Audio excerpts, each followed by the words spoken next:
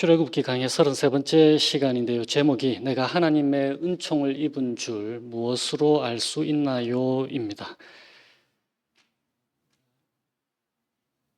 여러분들에게 만약에 누군가가 혹은 하나님이 단 하나의 소원을 말하라고 한다면 뭐라고 답하시겠습니까? 오늘 본문을 통해서 하나님의 복음을 듣게 되시기를 축원드립니다. 하나님께서 모세에게 말씀하세요. 아브라함과 이삭과 야곱에게 맹세하여 주기로 한 가나안 땅을 이스라엘 백성에게 주겠다.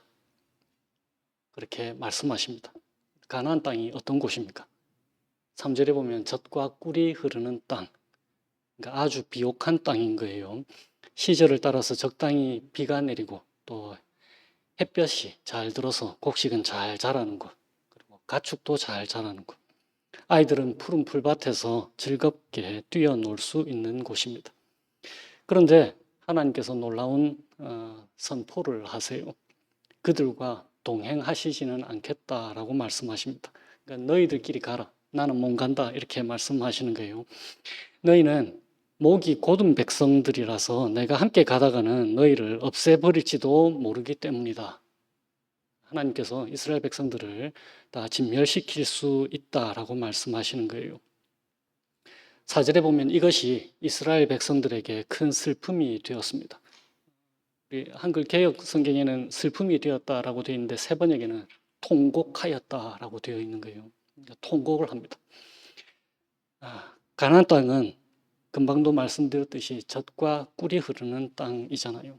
그런데 만약 가나안 땅으로 들어가는 것이 그들에게 가장 크고 가장 중요한 삶의 목표라면은 그들은 하나님께서 함께 가시지 않아도 가나안 땅으로 들어가겠다고 했겠죠.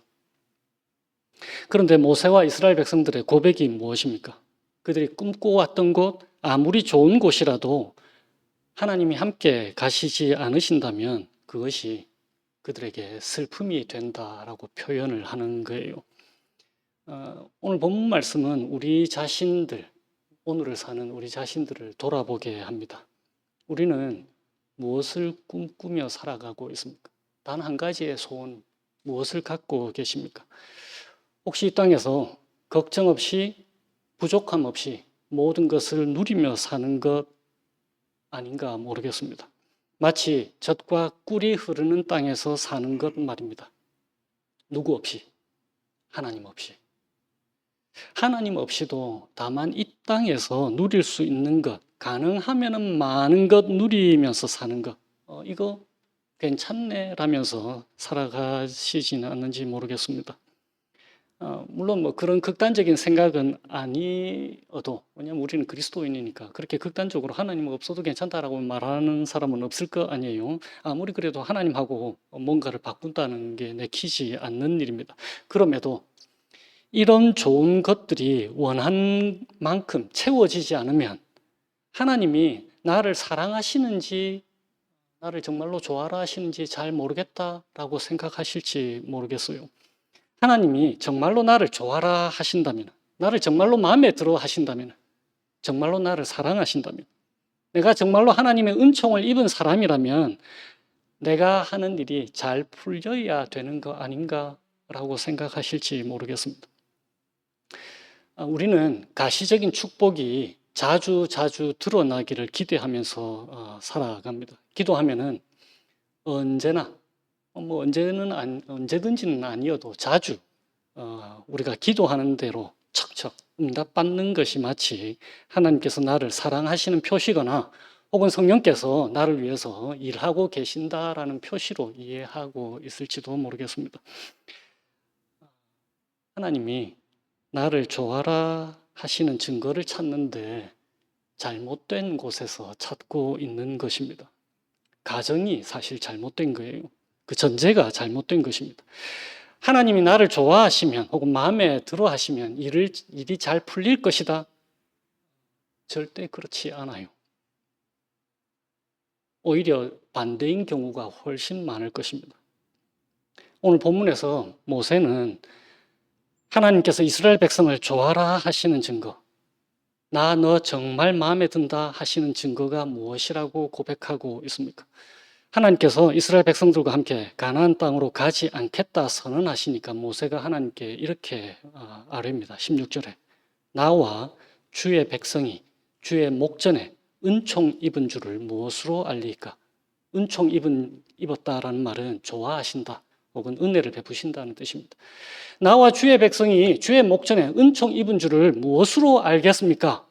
그러면서 16절 후반절에 이렇게 되어 있잖아요. 주께서 우리와 함께 행하심으로 나와 주의 백성을 천하 만민 중에 구별하심이 아닙니까?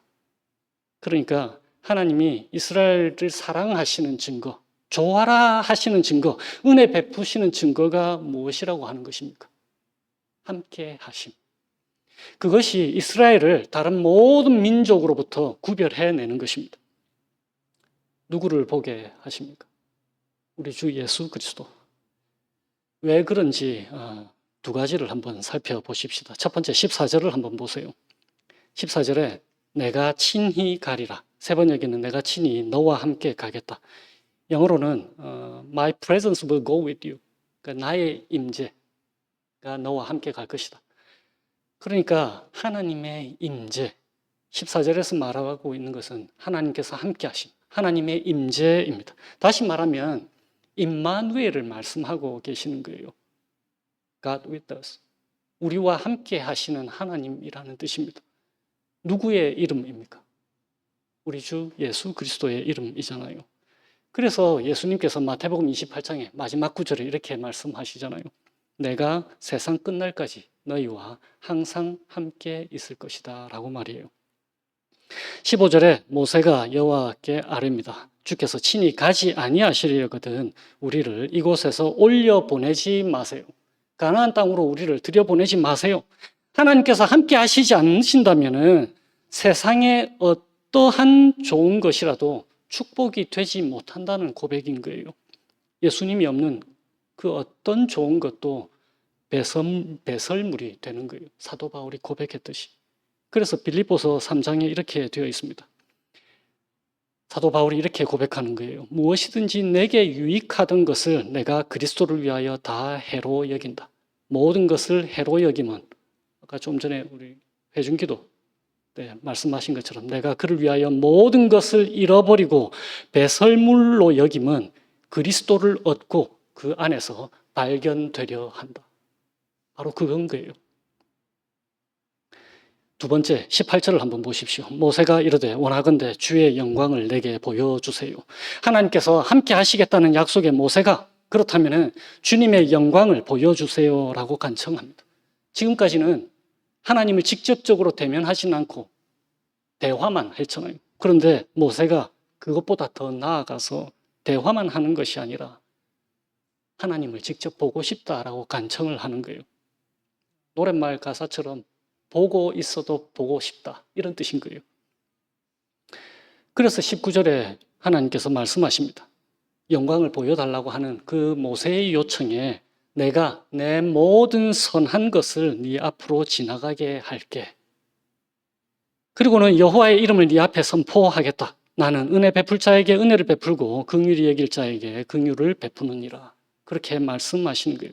그러니까 모세가 주님의 영광을 보여주세요 했더니 하나님께서 자신의 영광, 주님의 영광을 무엇이라고 지금 19절에 말씀하시는 것입니까? 주님의 모든 선하심. 주님의 영광이 주님의 모든 선하심. 그런데 주님의 모든 선하심이 어떻게 드러난다고요?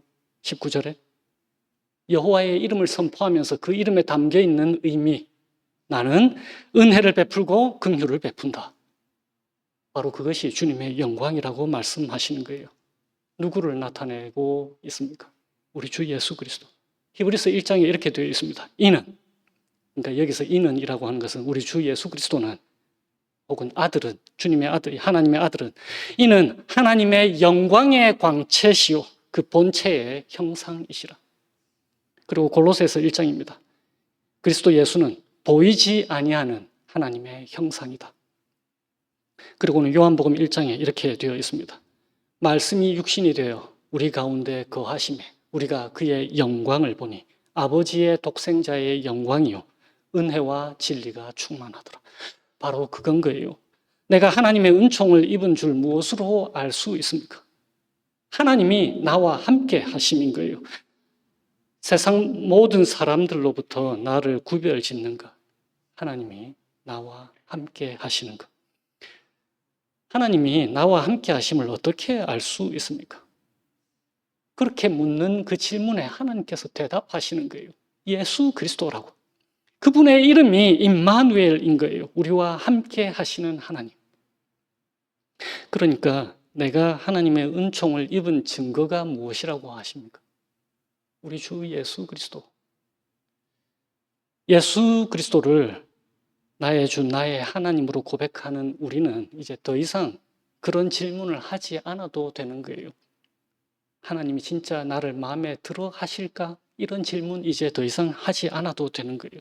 하나님이 나를 정말로 좋아라 하실까? 그런 질문 이제 더 이상 할 필요가 없는 거예요. 내가 정말 하나님의 은총을 입은 사람인가? 하나님의 대답은 늘 한결같습니다. 그래, 나는 네가 좋아 죽겠다.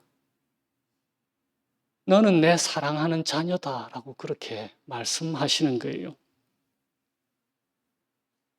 우리 각자가 예수 그리스도 안에 있다는 그 사실, 하나님이 나를 사랑하신다는 사실이 오늘을 사는 우리에게 의미하는 바가 무엇일까요? 우리의 삶이 어떻게 달라질 것 같습니까? 좀 더 좋은 직장을 다니게 될까요? 좀 더 많은 재물을 얻게 될까요? 젖과 꿀이 흐르는 땅, 축복의 땅을 물려받게 될까요? 그게 아니라는 거예요.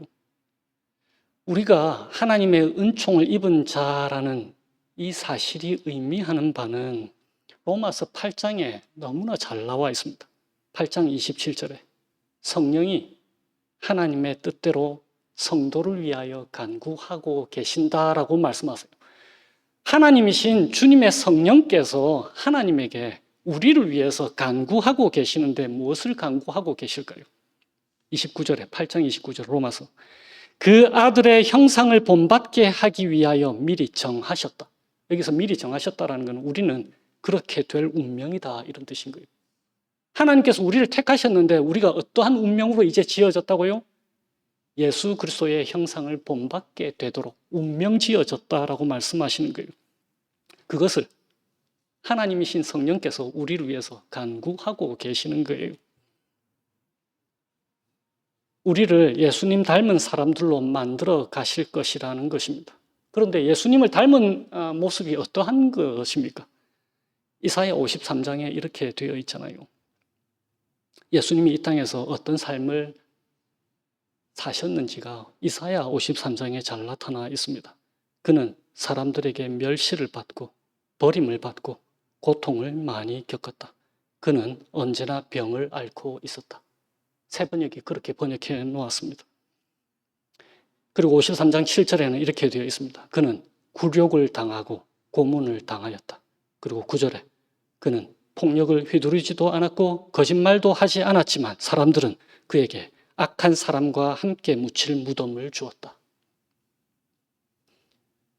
그러니까 하나님이 나를 긍휼히 여기셔서 은혜를 베푸시면은 이 땅에서 그 증거로 내게 어떤 일이 일어난다는 것입니까? 개고생할 거다 이런 뜻인 거예요.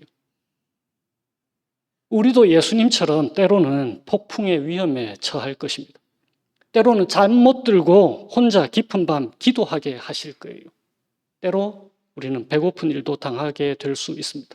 때로는 예수님이 당했던 것처럼 친구들에게 배신을 당할 거예요. 제자들에게도 배신을 당하기도 할 것입니다. 가족들과 친척들에게 손가락질 당하기도 하게 되는 거예요. 그게 하나님이 우리를 사랑하시는 증거, 하나님의 은총을 입은 증거인 것입니다. 일이 잘 되는 때도 있을 거예요. 너무 침울해하지 마세요. 일이 잘 되는 때도 있을 거예요. 그런데 일이 잘 풀리고 안 풀리고에 상관이 없이 하나님께서 우리에게 말씀하시는 거예요.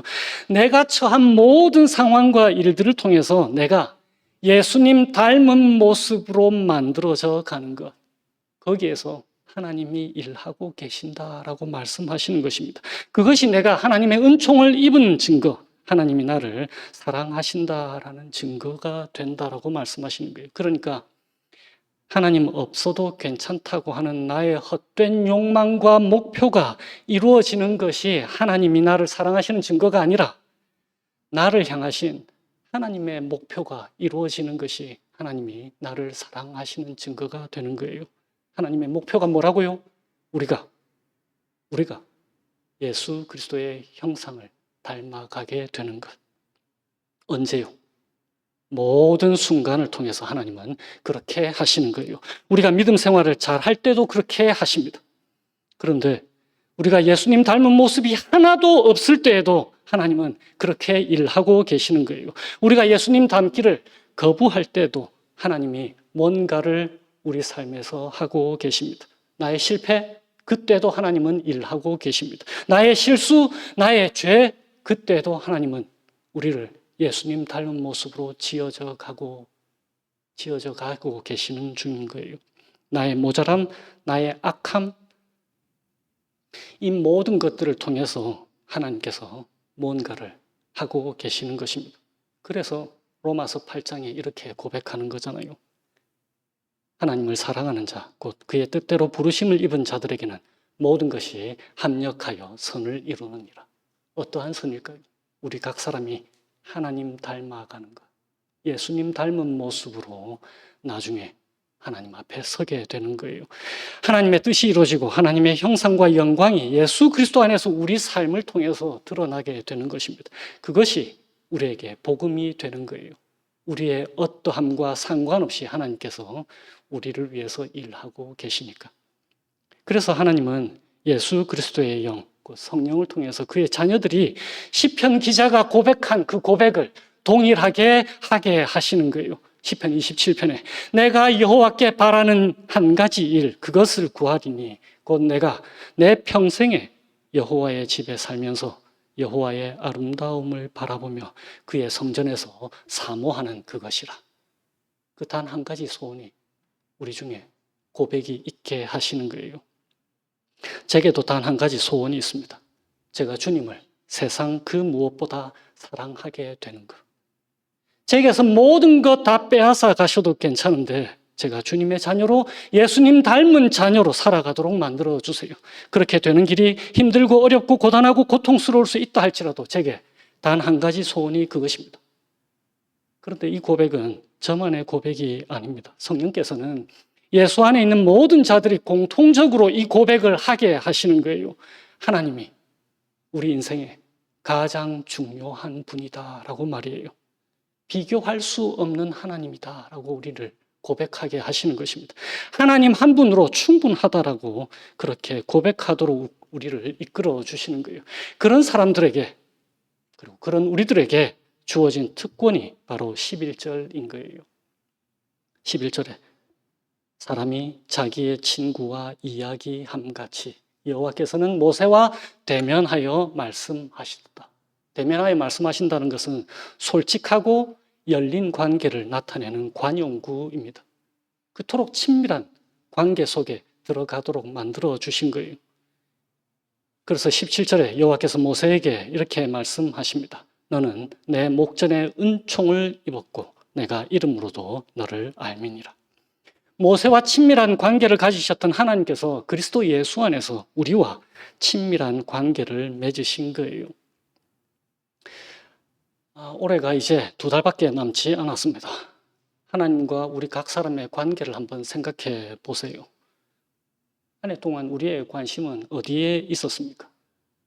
하나님으로부터 뭔가를 얻는 것에 혹시 관심의 초점이 있었습니까? 아니면 하나님과의 친밀한 관계에 우리의 관심의 초점이 있었습니까? 말씀을 준비하면서 얼마나 광범위하게 천국에 대한 오해가 있는지를 다시금 생각해 봤습니다. 황금으로 길을 내고 보석으로 꾸며진 건물들이 있고 먹을 것과 입을 것, 누릴 것이 무궁무진한 곳, 영원토록 아무 걱정 없이 즐겁게 사는 곳, 천국. 그렇게 많은 사람들이 생각합니다. 선을 행한 것으로 들어갈 수 있는 곳 정도로요. 이런 것들은 하나님 나라에 대한 큰 오해입니다. 하나님 나라에 하나님이 지금 빠져 있잖아요. 천국은 말 그대로 하나님 나라입니다. 예수 그리스도가 왕으로 다스리시는 하나님 나라인 거예요. 세상 사람들이 좋아하는 것이 있는 곳이 아니고 하나님이 드러나는 곳인 거예요. 하나님 나라에 있는 모든 것이 하나님 한 분만을 드러내기 때문에 하나님 나라에는 하나님 한 분밖에 없다라고 말할 수 있는 것입니다. 그곳에 있는 모든 사람들은 하나님 형상을 나타내 보일 거예요. 그곳에 꽃이 있다면 그 꽃은 하나님 한 분을 드러낼 것입니다. 그분의 아름다우심. 그러니까 하나님께서 그분의 자녀들이 이 땅을 살아가는 동안 하나님 한 분으로 충분하다는 고백이 있도록 만드시는 것이 당연한 거 아니겠어요? 하나님 한 분으로 충분하다는 고백이 없는 사람들이 하나님 나라에 들어갔다고 한번 생각해 보세요. 어떻게 그곳에서 살 수 있겠어요? 하나님 한 분밖에 없는 곳에서, 그것도 영원토록. 그래서 이 땅에서 하나님은 우리가 괴로운 일, 즐거운 일, 어떠한 형편에서든지 하나님 한 분으로 충분하다고 고백하셨던 우리 주 예수 그리스도를 닮아서 하나님 한 분으로 충분하다는 고백이 있도록 주의 성령께서 우리를 도와주시는 거예요. 어떠한 상황과 형편에서도 주의 성령께서 쉬지 않고 우리를 위해서 일하고 계시는 것입니다. 이 은총을 베푸시는 주님과 함께 한 주를 친밀하게 동행하면서 살아가시기를 주님의 이름으로 축원드립니다. 기도하겠습니다. 하나님, 단 한 가지 소원이 있습니다. 주님 한 분, 온 마음과 뜻과 정성과 생명, 목숨 다해 사랑할 수 있도록 주의 성령께서 저희들을 다스려 주시고 주장해 주세요. 하나님께서 우리 주 예수 그리스도 안에서 그 보여주신 그 크신 사랑, 독생자라도 아끼지 않고 저희를 위해서 내주신 그 크신 사랑과 은혜에 감격하게 하시고, 그래서 저희들의 생명, 저희들의 가진 모든 것, 주를 위해 살아갈 수 있도록 저희들을 다스려 주시기를 예수님의 이름으로 기도합니다. 아멘.